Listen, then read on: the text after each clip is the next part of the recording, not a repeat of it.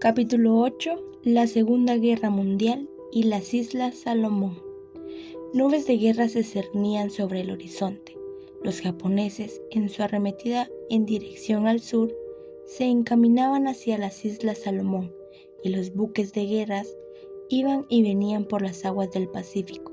El gobierno instaló estaciones de guardacostas alrededor de las islas. Cuando la situación se volvió más seria, los guardias de seguridad le aconsejaron a la familia Ferris: envíen a sus hijos mayores a Australia por seguridad. En caso de emergencia, sus cargas serán menores si estuviesen a sus 4 hijos.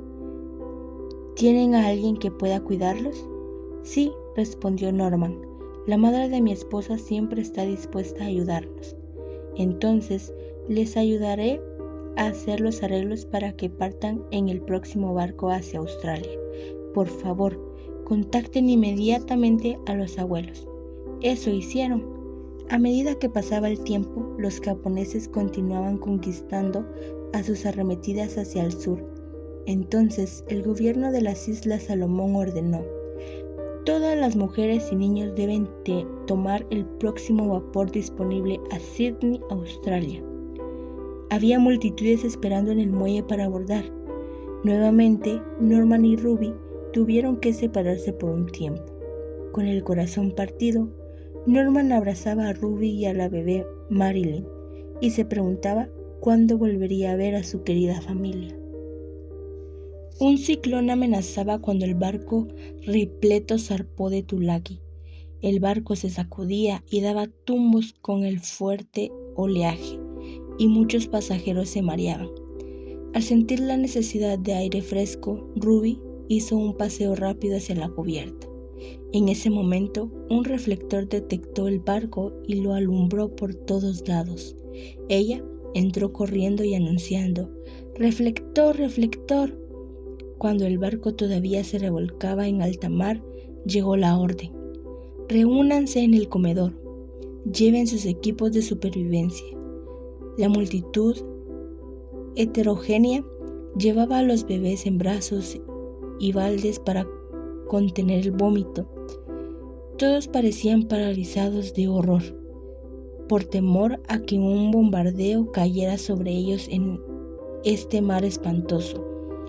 Después de lo que parecieron horas, el capitán llegó hasta ellos con la noticia: pueden regresar a sus camarotes, pero no utilicen ninguna luz.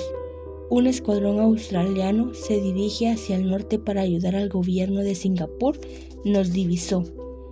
Con gran regocijo llegaron a salvo a Sydney. Pocos días más tarde, Ruby le agradeció a Dios porque una vez más podía estar con sus hijos mayores. La serie de victorias asombraba hasta a los mismos japoneses. Habían avanzado con éxito en su embestida en el Pacífico Sur, después de que los japoneses bombardearon Pearl Harbor. Estados Unidos se unió a los aliados. Con la velocidad de un rayo, los japoneses avanzaron hacia Malasia y Singapur. Rabaul cayó en manos de ellos el 25 de enero de 1942. Lo que precipitó órdenes para que todos los hombres australianos abandonaran las Islas Salomón. Cuando los misioneros partieron, la Junta Misionera Adventista escogió a Cata Ragoso para que quedara a cargo de los intereses de la Iglesia Adventista del Séptimo Día. Norman, obligado a abandonar su cómoda casa en Kuopio, dejó atrás todos sus muebles y pertenencias. Se preguntaba si los japoneses confiscarían todo eso. En su apuro por huir de Guadalcanal, Norman había tomado por error una caja de mapas que había hecho de las rutas seguras a través de los peligrosos arrecifes y atolones alrededor de Guadalcanal. La Marina había oído hablar de ellos y necesitaba esta información con urgencia.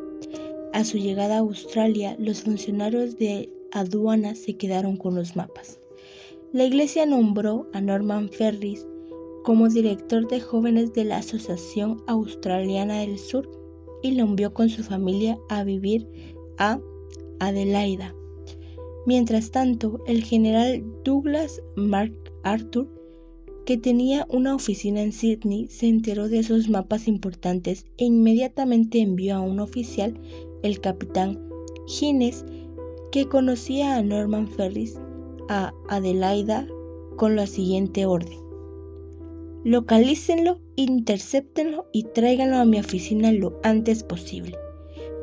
Como la familia Ferris se había mudado a una casa totalmente amueblada fuera de la ciudad, no era conveniente que Ruby hiciera las compras. Así que una mañana le dio a Norman una lista con algunas cosas anotadas que necesitaba. En la pausa del almuerzo le dijo: ¿podrías ir al almacén a conseguirme estas cosas? Cerca del mediodía, el capitán Hines comenzó a buscar a Norman Ferris. Mientras caminaba por la calle, se detuvo frente a la entrada de un almacén y Norman salía. Bueno, Ferris, yo no creo en tu Dios, pero estoy seguro de que él organizó esta reunión. Por favor, haz arreglos con tu organización empleadora, despídete de tu familia y ven conmigo a Sydney para hablar con el general Mark Arthur. Durante sus viajes en lancha por las Islas Salomón, Norman se había topado con un arrecife que no figuraba en el mapa y había puesto una marca con lápiz alrededor de esa zona. Los mapas confiscados por los funcionarios de aduanas ya habían sido entregados al general Mark Arthur y estaban en sus manos. Mark Arthur le informó a Norman que esta zona marcada en lápiz bien podría ser el lugar donde los estadounidenses planeaban combatir a los japoneses. Los detalles de la conversación entre Norman Ferris y el general se han mantenido en secreto, pero el hecho es que Ferris debió compartir su conocimiento y experiencia para ayudar al general con sus planes para el desembarco de los marines de Estados Unidos en Guadalcanal, que ocurrió el 7 de agosto de 1942. Algunas semanas después, el general lo liberó y Norman regresó a Adelaida.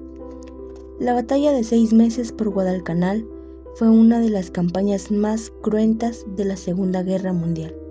Por temor a ser atacado, el gobierno australiano dio órdenes a los civiles en cuanto a los procedimientos a seguir en caso de que ocurriera una invasión en su continente. Desde las Islas Salomón llegaban las tristes noticias del intenso estrés de los nativos, aunque sin ningún detalle. Durante esos horribles años de guerra, finalmente después de 2 bombas atómicas fuesen arrojadas en Hiroshima y Nagasaki, los japoneses se rindieron en forma incondicional el 14 de agosto de 1945. Debido a los problemas que afrontaban los obreros nativos en las Islas Salomón y el amor que le tenía a esta querida gente, Norman solicitó regresar para brindar ayuda y seguridad a los que habían sufrido durante la invasión japonesa. Renunció a su cargo en Adelaida. Buscó una casita cerca del colegio de Avondale para su familia y subió a bordo de un buque de transporte de tropas que se dirigía a Bougainville. De allí se abrió camino hacia la laguna Marobo, donde se encontró con su viejo amigo Kata Ragoso. Por favor, ¿puedo contarte del cuidado protector de Dios durante la guerra?, preguntó Ragoso con una sonrisa. Pasaron muchas cosas desde que te fuiste. Sí, por favor, dijo Norman. Estoy ansioso por saber todo lo ocurrido mientras estuve afuera e impaciente por volver a ver a nuestra querida gente. Ojalá tuviesen una lancha para poder visitar a todos los obreros fieles que lucharon y soportaron tanto durante estos 3 años.